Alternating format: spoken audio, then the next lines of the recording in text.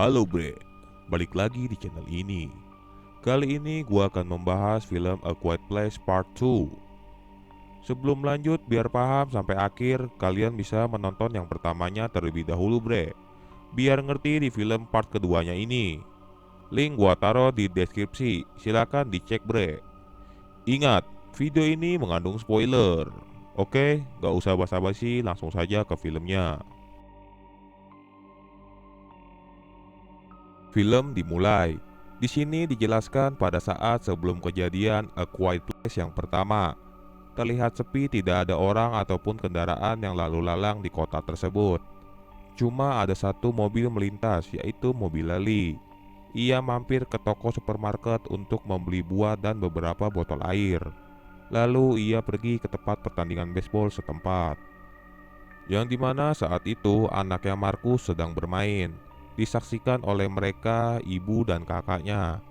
Bahkan juga ada temannya Lee bernama Emmet sedang menonton pertandingan itu bersama anak tersayangnya. Tetapi saat itu Markus bermain tidak maksimal. Ibunya menasihatkan agar tetap tenang, jangan gugup ketika bermain. Tiba-tiba pertandingan itu berhenti sejenak ketika pandangan semua orang terpaku ke atas melihat ada meteor jatuh dari langit. Seketika karena takut terjadi apa-apa, akhirnya mereka semua bubar meninggalkan pertandingan tersebut dengan sendirinya. Bahkan keluarga itu memutuskan untuk pulang ke rumah, tetapi mereka tidak satu mobil. Begitupun juga temannya Lee bernama Emmet. Namun saat ingin pulang, ada seorang polisi menanyakan situasi di kota tersebut padanya. Tiba-tiba ada makhluk misterius datang membabi buta, membunuh orang-orang yang ada di sana tanpa sebab.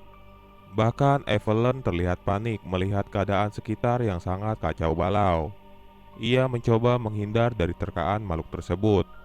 Lalu mereka semua yang ada di kota itu kalang kabut masuk ke toko-toko untuk bersembunyi. Namun saat itu suasana hening, makhluk itu menjadi tenang, tidak agresif. Karena Lee sudah tahu hal itu, ia langsung menyumpal mulut bapak-bapak yang lagi komat-kamit. Tiba-tiba terdengar handphone berbunyi. Otomatis makhluk itu langsung agresif, membunuh orang yang ada di dalam. Sontak Lee langsung melarikan diri bersama Regan, dan makhluknya itu terus mengejar sangat beringas. Sedangkan Markus dan Evelyn bersembunyi di balik mobil. Ia mengintip melihat ayah dan kakaknya sedang berlari di udak-udak. Namun seorang polisi tadi membantunya dengan cara menembaki makhluk itu. Naas, pada akhirnya ia meninggal diterkam. Nah, itu tadi adalah sebelum kejadiannya. Sekarang kita baru masuk ke lanjutan dari film yang pertama, pada saat hari ke-474. Lalu mereka memutuskan untuk keluar. Evelyn pergi ke ruangan bawah tanah dengan kondisi yang sudah terendam, hanya untuk mengambil tabung oksigen dan peti bayi. Sedangkan Regan balik lagi ke basement untuk membawa salon dan mikrofon. Bagi yang sudah nonton film pertama pasti paham maksud tersebut. Bahkan ia juga mengambil peta sehingga mencocokkan titik koordinat yang sudah ayahnya tandai itu. Keesokannya mereka semua mulai meninggalkan tempat kediamannya, berjalan perlahan-lahan melewati hutan mengikuti arah dan tujuan dari peta tersebut. Lalu mereka bertiga terus berjalan diarahkan sampai ke tempat gudang stasiun yang sudah terbengkalai. Berhati-hati mereka saat melewati pagar pembatas, tetapi di sana ada jebakan yang membuat Evelyn menyentuhnya. Karena panik, mereka semua langsung berlari secepat mungkin. Di saat itu ada seseorang sedang memperhatikan mereka lewat bidikan di snipernya. Saking paniknya berlari, Markus tidak sadar ada jebakan yang mengakibatkan kakinya terluka parah. Seketika itu langsung histeris kesakitan. Evelyn langsung menyumpalnya meminta agar Markus menahannya agar tetap tenang. Tetapi pada akhirnya suara mereka membuat makhluk itu menghampirinya. Regan langsung ambil aba-aba untuk menyerangnya, dan Evelyn yang mengeksekusinya. Lalu mereka semua bergegas lagi melarikan diri. Tiba-tiba ada seseorang menolongnya, langsung membawa mereka ke ruangan bawah tanah dan bersembunyi di dalam bunker atau apalah itu ya pokoknya. Gua sebutnya bunker saja. Bagi yang tahu komen aja ya bre. Lanjut. Ternyata pria itu adalah Emmet, temannya Lee yang tadi di pertandingan baseball saat awal cerita. Setelah keadaan aman, Regan memperhatikan Emmet sangat ketakutan, bahkan curiga dengan perawakannya yang arogan dan misterius. Lalu Emmet menanyakan kondisi temannya itu pada istrinya. Evelyn menjelaskan bahwa suaminya itu telah meninggal beberapa hari yang lalu. Emmet mendengarnya terkejut. Bahkan ia juga malah curhat tentang betapa sedihnya ia atas kehilangan istri dan anak tersayangnya itu, yang telah direnggut makhluk tersebut. Namun tiba-tiba Markus terbangun memberitahu kepada mereka semua bahwa ia mendengar siaran musik di radio secara langsung. Markus berpikir bahwa ada orang lain di luar sana hidup damai dan tentram. Tetapi menurut Emmet hal itu sangatlah mustahil, karena ia sudah memeriksanya sendiri bahwa musik itu hanya diulang-ulang saja setiap bulannya tanpa ada orang yang menyiarkan langsung. Sedangkan Regan marah-marah bahwa jikalau musik itu diulang-ulang setiap bulan, kenapa ayahnya tidak bisa mendengarkan musik tersebut meskipun setiap hari ia mendengarkan radio, tetapi malah hasilnya selalu nihil. Dengan enteng Emmet menjelaskan ia yakin bahwa tempat tinggal mereka berada di pegunungan dan lembah, membuat sinyalnya susah terdeteksi. Ia lantas tidak percaya begitu saja. Ia menduga Emmet mengarang dan berbohong. Saat pada malam harinya, Regan membangunkan Markus diam-diam untuk mengajaknya berbincang di dalam bunker.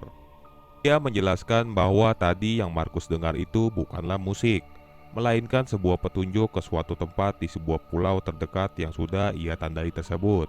Markus tahu maksud dari kakaknya itu. Ia berniat untuk pergi ke sana untuk memastikannya. Lantas ia langsung melarangnya. Jika kakaknya tetap nekat, ia mengancam akan mengadukan ke ibunya. Karena Markus tahu itu sangatlah berbahaya. Ditambah lagi kakaknya itu juga mempunyai kekurangan. Saat semua tertidur, ia pergi secara diam-diam meninggalkan mereka. Ia memutuskan pergi seorang diri untuk mencari kebenaran tersebut. Mendengar hal itu dari Markus, ibunya langsung meminta tolong sambil memohon-mohon agar Emmet mau mencarikannya dan membawanya kembali untuknya. Sementara itu, Regan sedang memeriksa gerobong kereta satu persatu. Ia melihat banyak sekali mayat bergelimpangan. Lalu ia mengambil kotak obat yang ada di sana. Tanpa sadar makhluk itu sudah ada di dalam gerbong. Ia berusaha melawan makhluk itu mati-matian sampai terpojok karena kesusahan. Dan ternyata Emmet berhasil menyusul dan menyelamatkannya. Lalu mereka berlari dan bersembunyi. Emmet mengajak Regan berbicara, tetapi ia kesulitan karena Regan seorang tunarungu. Ia tidak bisa mendengar dan mengerti ucapannya secara cepat. Dan akhirnya Emmet mulai mengerti saat mereka sudah saling connect. Regan meminta agar Emmet membantunya menemukan kebenaran hal tersebut. Tetapi ia menolak, dirinya hanya akan mengembalikan Regan pada ibunya. Bahkan ia sampai tertidur di sana karena bersembunyi terlalu lama. Bangun-bangun ia panik kebakaran jenggot karena perangkat miliknya hilang. Ia menduga Emmet telah mengambilnya. Ia langsung merasa sedih karena alat itu adalah peninggalan dari ayahnya. Dan ternyata aslinya Emmet hanya meminjam untuk berjaga-jaga ketika ia sedang mencari perahu. Sementara itu, Evelyn melihat tabung oksigennya hampir habis. Ia berniat untuk mencari tabung oksigennya segera. Lantas Markus meminta ikut menemaninya. Namun ibunya tidak mengizinkannya, meminta agar Markus menjaga adiknya saja biar aman. Bahkan itu ia berniat mencari obat-obatan untuknya agar Markus selamat, sebab karena darahnya selalu keluar dari luka tersebut. Yang ia takutkan hanyalah anaknya meninggal karena kehabisan darah. Sehingga melakukan hal itu atas dasar tekanan kondisi dan keadaan. Disinilah bagian yang paling membuat terharu, karena perjuangan seorang ibu memang tidak ada batasannya. Sementara itu, Emmet menunjukkan ada pelabuhan kecil di bawah sana. Itulah hasil penelusuran ia tadi. Mereka berniat ingin menggunakan kapal yang ada di sana untuk menuju pulau yang dia maksud. Mereka bergegas cepat mendatangi lokasi itu karena hari sudah mulai gelap. Sedangkan Evelyn sudah berada di dalam toko supermarket, sedang mengambil obat-obatan dan tabung oksigennya. Sementara Markus merasa bosan menunggu ibunya terlalu lama. Lantas ia mencoba berniat memantau keberadaan ibunya, serta menelusuri keadaan sekitar, karena dirinya juga penasaran sama tempat tersebut. Lalu ia menemukan tempat tidur Emmet dan beberapa foto anaknya.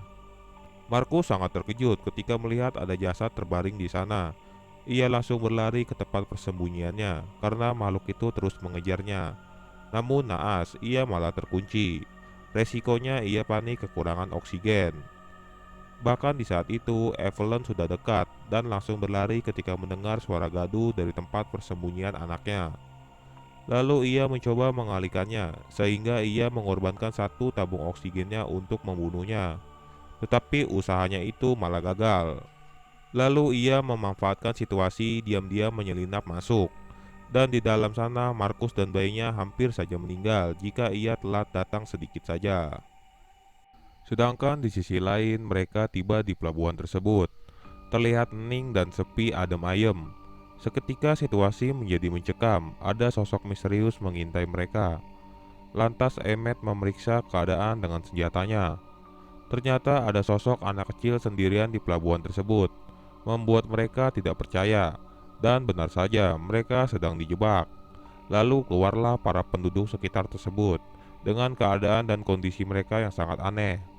Bahkan mereka mengambil semua barang bawaannya dan mencoba ingin memperkosa Regan. Lantas tidak hanya tinggal diam, Emmet langsung meminta agar Regan lompat ke dalam air dan ia langsung menyerangnya. Di waktu yang bersamaan, tanpa sadar mereka mengundang makhluk itu, langsung menghabisi mereka semua satu persatu. Dan ternyata faktanya makhluk itu tidak bisa berenang. Dan ia diselamatkan oleh Regan. Bahkan ia juga berhasil mengambil kembali alatnya tersebut. Pada akhirnya mereka berdua telah sampai di pulau yang mereka maksud. Ia melihat ada sejumlah rumah dan beberapa penduduk. Terlihat tentram dan damai, seakan-akan mereka tidak tersentuh peristiwa tersebut. Akhirnya kebenaran itu nyata di depan mata mereka dan langsung diselamatkan oleh penduduk. Dan ternyata orang kulit hitam tersebutlah yang menyiarkan radio pada waktu itu, yang bertujuan agar orang-orang yang selamat bisa mendengarkannya, agar bisa datang ke tempat itu. Dan terbukti Emmet dan Regan berhasil sampai di sana. Lalu mereka berniat nantinya untuk menyelamatkan Evelyn dan Markus. Bahkan ia juga sudah mengajak beberapa orang yang bersedia untuk membantunya. Namun saat ia memandangi laut di sore hari, sepintas mendengar ada suara misterius. Saat dicek ternyata ada kapal lain mendarat di pulau tersebut, yang dimana ternyata kapal itu mengangkut satu makhluk yang terbawa sampai ke pulau tersebut.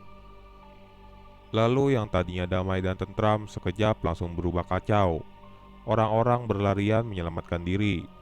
Bahkan mereka sempat mengutamakan anak-anak dahulu untuk bersembunyi. Setelah itu mereka pergi menggunakan mobil sambil membunyikan klakson di sepanjang jalan agar makhluk tersebut mengikutinya menjauh dari penduduk. Alhasil merekalah yang diserang habis-habisan di perjalanan dan mencoba bersembunyi di tempat pusat tower radio. Tiba-tiba orang kulit hitam tersebut terseret keluar, kemungkinan ia pasti meninggal dunia. Sementara itu Evelyn dan Markus tetap bersembunyi di sana, menunggu bala bantuan datang. Bahkan mereka juga hampir kehabisan lagi tabung oksigennya. Sedangkan Regan dan Emmet sedang berjuang untuk masuk ke ruangan penyiar radio karena makhluk tersebut ada di sana. Lalu Evelyn mencoba keluar untuk mengambil obat-obatan. Tiba-tiba makhluk itu berada di belakangnya. Dalam rentan waktu yang bersamaan, mereka semua mati-matian berjuang di tempat yang berbeda. Regan mencoba melawannya dengan dengingan alatnya tersebut, serta menyalakan mode aktif siaran langsung agar mencakup area yang luas dan kuat, dan menempelkan ke mikrofon. Sehingga otomatis Markus mendengar dengingan tersebut. Ia menyadari bahwa kakaknya telah berhasil di sana dengan memberikan kode itu. Mereka berdua sama-sama maju untuk melawan makhluk tersebut dengan amarah dendamnya. Evelyn dan Emmet hanya bisa melihat saja karena mereka sama-sama terluka, dan kakak beradik itu berhasil membunuhnya. Mereka sangat puas, hasrat dendamnya terbalaskan. Bagi kalian yang tahu balas dendam apa, silakan komen saja. Pada akhirnya mereka semua selamat atas alat tersebut yang diwariskan oleh Lee, ayahnya mereka. Dan film pun berakhir. Oke bre, sepertinya terlihat dari endingnya akan ada lanjutan film part ketiganya nih kayaknya. Soalnya endingnya terlihat ngegantung sih, sama seperti film yang pertamanya. Ya semoga saja ada kelanjutannya. Pasti seru part 3-nya. Apakah mereka melawan makhluk tersebut? Ya kita tunggu saja ke depannya nanti yang pasti. Bagi kalian ingin menontonnya, silakan ditonton saja, oke? Jangan lupa bre, di like, comment, and subscribe. Dan nyalain notifikasinya, biar kalian tahu ada video baru dari gua, oke? Bye.